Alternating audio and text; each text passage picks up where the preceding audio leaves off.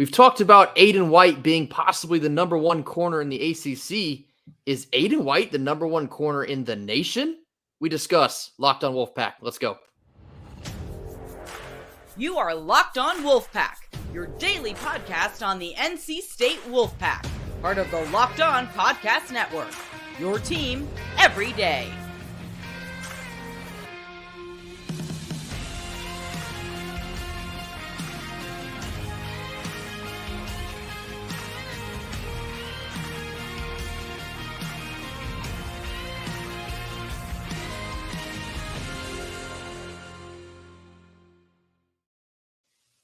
Wolfpack fans, thank you again for joining us for another episode of Locked on Wolfpack. Thank you for making Locked on Wolfpack your first listen each and every day, free and available wherever you get your podcasts and on YouTube, part of the Locked on Podcast Network. As always, I'm Grayson Boone. This is Kenton Gibbs, and we're going to start this Thursday episode breaking down what some would consider a reliable source. A lot of other people have very spirited opinions on the king of the lists in college sports. That is, of course, Big Game Boomer, who has kind of come to grown a fondness for NC State. But I don't think it's a fondness that ranked this list and perhaps why we're talking about this here. But Big Game Boomer put out this list, the top 50 cornerbacks of entering the 2023 season. And at number one here, our very own Aydan White of the NC State Wolfpack. Initial thoughts, Kenton. Go ahead. I mean, here's the thing, right? A lot of people say, oh, this is Big Game Boomer. He just loves NC State. But there are other sources that are putting Aydan White near the top of the charts here. For example, StayingAlivePower5.com rated Aydan White as the fifth best corner to be returning to college football next year. So there are some places that are not as high on Aydan White, but I would ask the question why, right? Like when I talked about him in comparison to Dave Emerson the other day, I made it very clear that this is not a knock against Dave Emerson. I am not saying that he's not a good player because he was phenomenal. However, Aydan White is just better, right? Even him being right above Kalen King. I love a cast technician, the big green and white. Shout out to CT. But I feel like Aydan White belongs in that spot because he is a guy that does it all at a high level. And I think the only request that I could possibly ask of him, which, by the way, I don't even know if this is a request of him so much as it is Tony Gibson, let that man follow around number one receivers. Let him follow number one receivers everywhere they go. Because I bet dollars to donuts. If he's following Zay Flowers around last year, I don't think we lose that.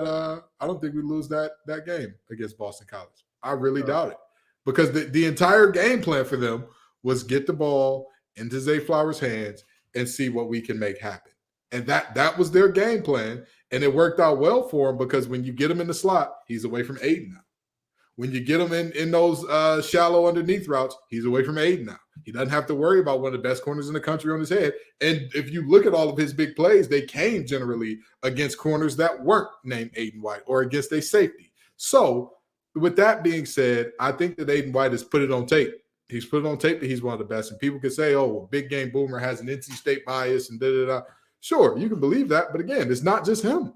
There are plenty of sources that are talking about Aydan White as one of the best in the land. I think he absolutely can be the number one corner in the nation when it's all said and done. And I'm going to tell you why. Of course, he was a first-team All-ACC performer last year in 2022. This was cool from Pro Football Focus. He played the most coverage snaps in the nation without allowing a touchdown with 482. That does not happen by accident, okay?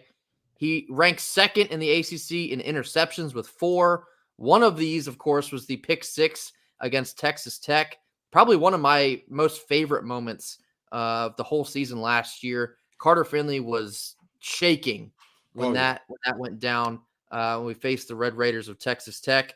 But Aydan White was our best pass defender, point blank period, all of last year. And I think that's only going to benefit him, and he's going to take it up a notch. This is my prediction. He's going to take it up a notch here in 2023. And go ahead. Oh, go ahead. No, go ahead. You're good. I would hope so. And I'll tell you this much. If he can take what he did last year to another level, I don't think that we've ever seen anything like it at NC State. If he can take what he did last year to another level, I don't think we've ever seen the defensive back play at that level to where it's like, yo, this is legendary S-tier stuff that he's putting out here. And call me crazy, but I'm expecting it. I am expecting him to go up another notch here in 2023.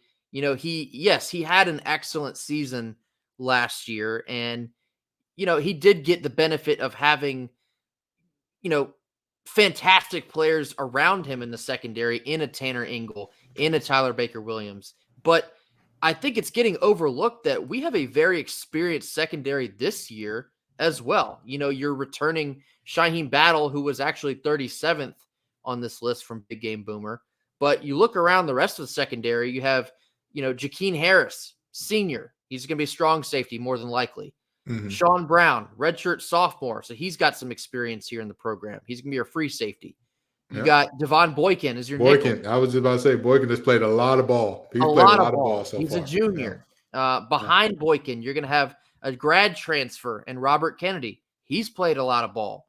Behind Jakeem Harris, you have Rakeem Ashford, grad transfer. He's playing a lot of ball. Behind Shaheem Battle, Tayshawn Smith, grad school. He's played a lot of ball. This is a ton of snaps you have in a very experienced secondary, and I think that is going to benefit Aydan White, where he's going to be able to trust the guys that he has around him, and he will be able to elevate to another level and take it up a notch. And I think this secondary, of course, we've talked a lot about the return of Peyton Wilson and, an opportunity for these new linebackers to elevate because they were behind an Isaiah Moore and a Drake Thomas. The secondary is what I am most excited about looking at this defense for 23. I think, and of course, this is led by Aydan White. And so I think the secondary is going to be stingy. You're going to see a lot of interceptions, I think, this year, even more so than last year. And this is going to be spearheaded by Aydan White. I think he absolutely can be the top corner in the nation. And here's the interesting thing about that group that you talked about there, right? There are so many stories that we didn't even tap into. For example, Tayshawn Smith is a guy who started as a freshman. Yep. If it wasn't for health and shoulder issues, he would have been I very much so expected him to be a guy that was going to be an impact player for a long time because he's long, he can run, he is everything that you would want in an outside corner from that standpoint of he makes it difficult on big receivers to go up and win those 50-50 balls because you don't often see corners of his magnitude that are 6'3", 6'4". You just don't see it. You don't see corners that are that size and fluid. And he is. And the question is, can he stay healthy? And a lot of other guys that we've talked about that have jumped in front of him, there's still a lot of stories with those guys. Like you said, grad transfers, players who came from other situations where they were the guy who was asked to follow around the number one receiver. And now they're at NC State and expected to not necessarily be in that role, just being a, hey, we need you to produce wherever we put you type of role. So it's very possible that Aydan White does what he did last year. And I'll tell you this much. This is a situation where not only am I looking at Aydan White with anticipation for how he's going to do it, but I'm looking at the rest of the defense with everybody talked about your linebackers all day and tomorrow. Everybody talked about the linebackers. Peyton, they said that you weren't that guy anymore after a few injuries. The front seven, they said that y'all lost a little bit too much. What you going to do about it? Or front six, rather. They said y'all lost a little too much due to guys transferring out like Big Josh Harris, due to losing Drake Thomas to the NFL, Isaiah Moore to the NFL. What you going to do about it? What you going to do about it? That's my question. That's my charge to that front six that's going to be responsible for making sure that Aydan and company don't have to cover for all day and tomorrow. I also think it's a very big deal that we should realize in that, bringing back an Aydan White, bringing back a Shaheem Battle, bringing back the rest of your experienced secondary, we talked a couple months ago about this incoming class with all the talent they have in the secondary. And they're getting to learn from, I mean, if you want to take Big Game Boomer's list here at face value, they're getting to learn from two of the top corners in the country. Absolutely. Based on your perceptions here. Absolutely. Hello. Absolutely. We'll definitely take that moving forward. And, maybe a couple of years down the road, you're more than likely going to end up with another defensive coordinator because Tony Gibson's going to be a hot name here in the coming years. But don't you wish that evil on us? Don't you wish that evil on us? We hope that he is to us what is that coach's name that was at Virginia Tech forever and a day? Help me out. Bud Foster. We hope that he is to us what Bud Foster was to Virginia Tech, okay? We hope that he stays here forever and a day, loving his job as a defensive coordinator here. We hope that he is to us what Brent Venables was to Clemson for all of those years, okay? Don't you wish that evil on me, Ricky Bobby? Don't you wish that evil on us? I have to start working up some NIL for Tony Gibson. Keep him around town. I'll tell you what, all of the commercials that I see with the players in it for, I believe it's what's the lock company that we're seeing a lot of the players get their ads in, or the mascots as well. What is it? Help me out. You lost me. It's a company it's some company that does like home protection and all that stuff. It's like an ADT or something like that. And they're like, oh, we've got these mascots knocking over each other's trash and whatnot. Oh, I know what you're talking about. Either way, they need to have a commercial with Tony Gibson standing on the front lawn. Nobody protects your yard better. You know what I mean? Hey, nobody will stop opponents from getting to the end zone better. And then there's just a picture of Tony Gibson standing there. I'm just saying, you know what I mean? I'm not saying, but I'm saying, just giving you some ideas here. You know what I mean? Very, he wouldn't have to do a lot of work. Won't have to do a lot of acting. I think it'd be a great thing. You heard it here first. In this next segment, we're going to be talking about Kevin Keatts and his kind of pre-summer media availability after a quick word from our sponsors today. That is Birddogs. Kenton, you and I have been going back and forth, talking about these shorts that we've received, and they're unbelievable. Memorial Day is coming on quickly. The summer is almost here. You need to be rocking the most comfortable shorts you can get all summer long, and that is Birddogs. We talk about, we always circle back to these three main pillars with Birddogs. That's the fit, the comfort, and the versatility. The moment you put them on, all three of them will click instantly. You're going to be comfortable all summer long. So what you need to do is go to birddogs.com/lockedoncollege. And when you enter the promo code in all caps, LockedOnCollege, they'll throw in a free custom Birddogs Yeti-style tumbler with every order. Also, I'm not one to complain about free stuff. I'm never one to complain about free stuff. But Birddogs, y'all need to send me some red shorts. All right, I don't like that light blue inner lining on them shorts you sent me. You know what I mean? I can't do nothing with those. I can't do nothing with them. They are comfortable. If they're as comfortable as the ones with the green lining, I'm sure they're comfortable. But just the color. Go ahead, Bruce.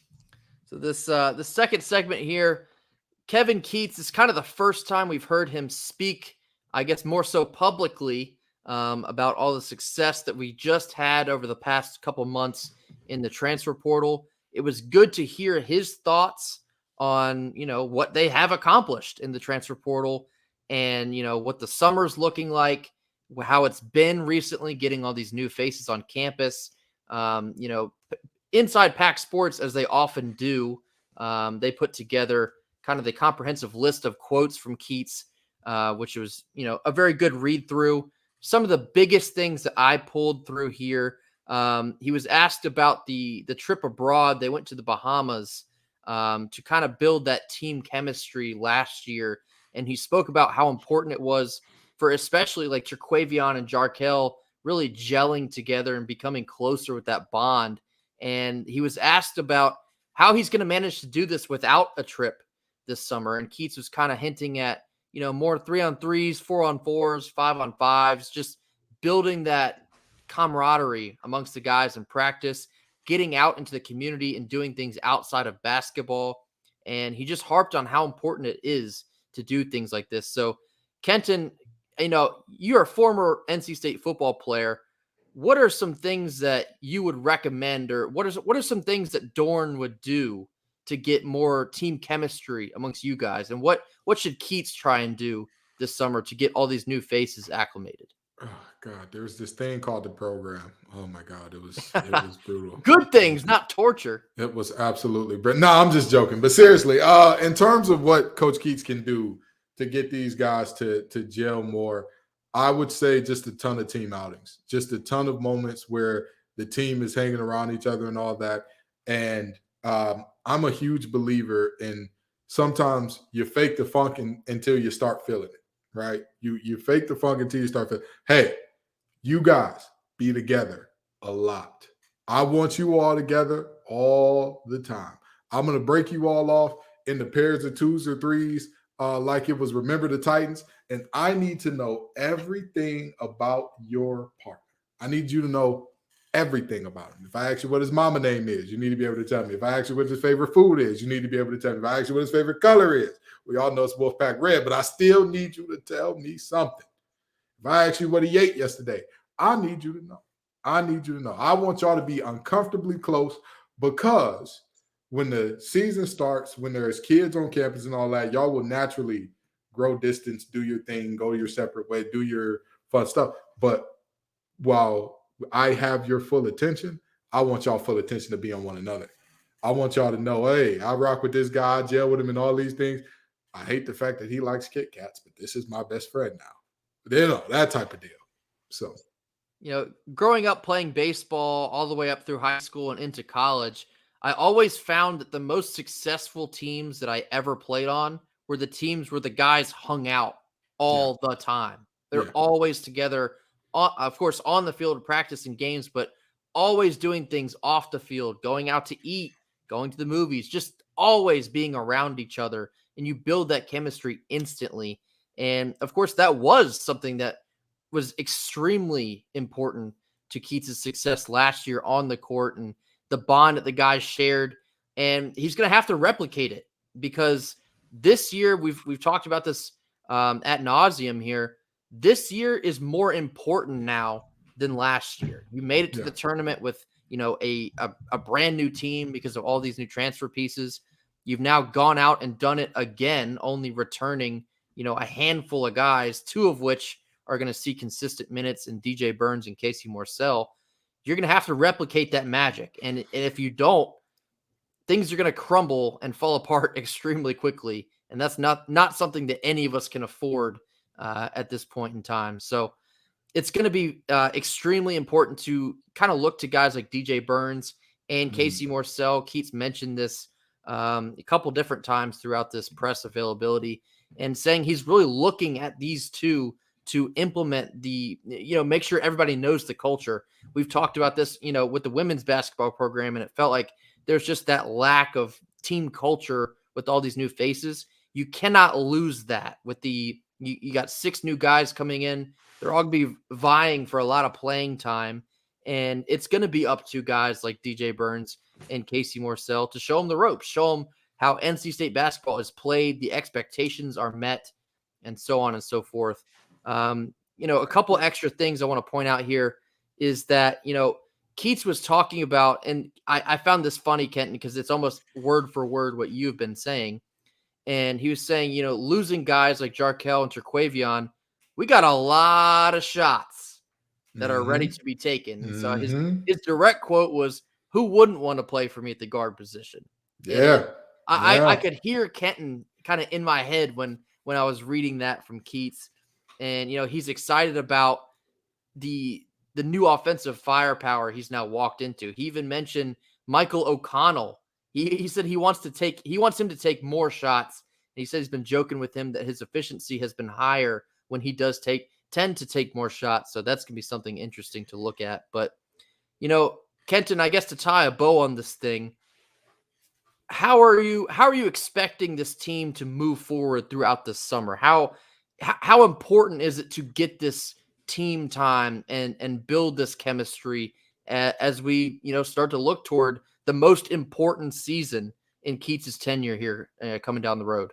Well, I'll say this. My father and my big brother are both named Kevin, so I would say that I speak the language of Kevin's fluently. That's why me and Coach Keatts were on the same page there. You know what I mean? I speak Kevinese like it's nothing. But anyway, in terms of how important it is for this team, I think every year is going to be the most important year until Coach Keatts wins something of great significance, until he wins an ACC championship, until he gets to a Final Four, maybe an Elite Eight or something along those lines.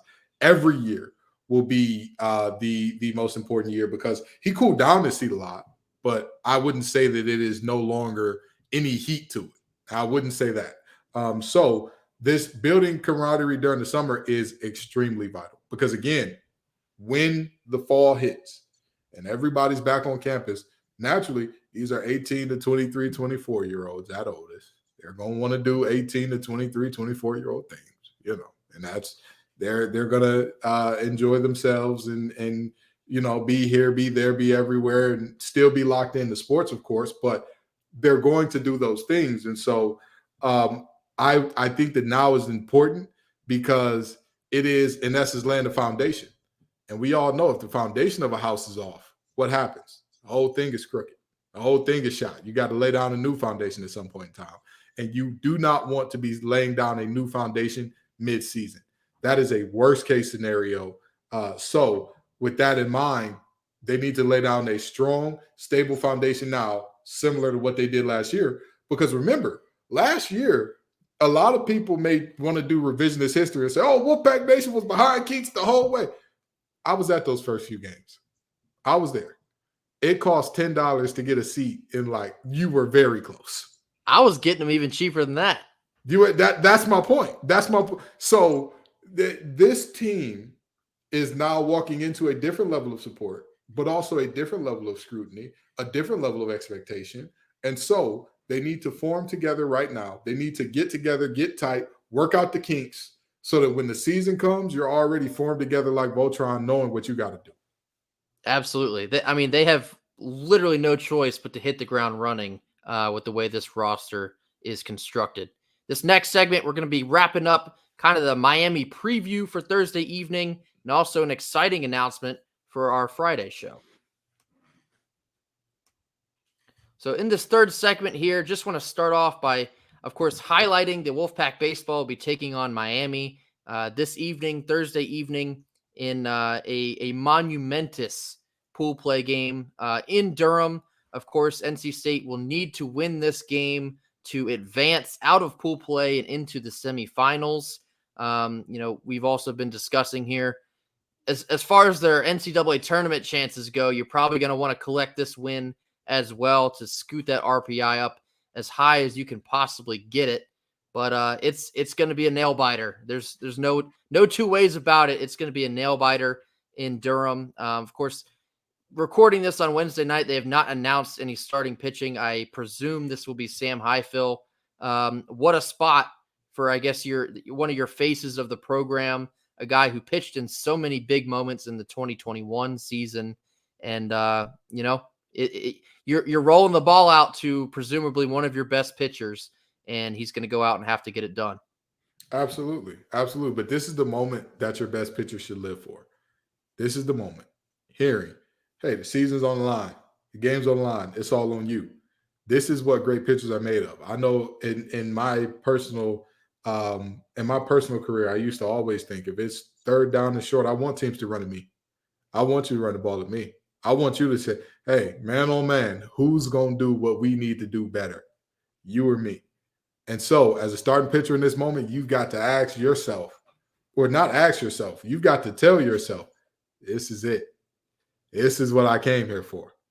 I came to NC State to play some impactful baseball, to have these moments. And I know that this isn't necessarily an ACC championship you're competing for at the moment, at this very moment. But in reality, it still kind of is. It may not be the championship game, but the only way to get to the championship game is if you do what you do at a high level here. If you do what you do to the point where we don't have to use 5-6 more arms in this one game. So, I'm hoping you're wrong about it being a nail biter. I hope that we come out early, hot as fish grease. We stay hot as fish grease, and darn near, I hope we whoop on them so tough they think about instituting the run rule next year. I hope that happens. It is my sincerest hope that happens for this team. But if we got to pull off a cardiac pack win, that's all right with me too. As long as the good guys, the guys in the red and white win at the end of the day, I'm all right with it. Of course, that's all that matters. We just need to win by 1 run. That's all it's going to take. So exactly. Looking forward to a great game on Thursday evening. Exciting announcement for Friday's show. We are going to have Brett Friedlander, of course, friend of the program. Kent and I understand you've had him on quite a few times in the past. Brett is a longtime ACC journalist, now writing with Saturday Road. I wanted to bring him on to kind of discuss all that went on with the ACC meetings. I saw several great articles written by Brett over the last week or so. There was just an announcement on Wednesday. The ACC is now revising the revenue models, so I'm sure Brett will have plenty of opinions on that. But be sure to tune in to Friday's show. It's going to be a great show as well. We're very excited to have Brett on. Kenton, any final thoughts here on Thursday?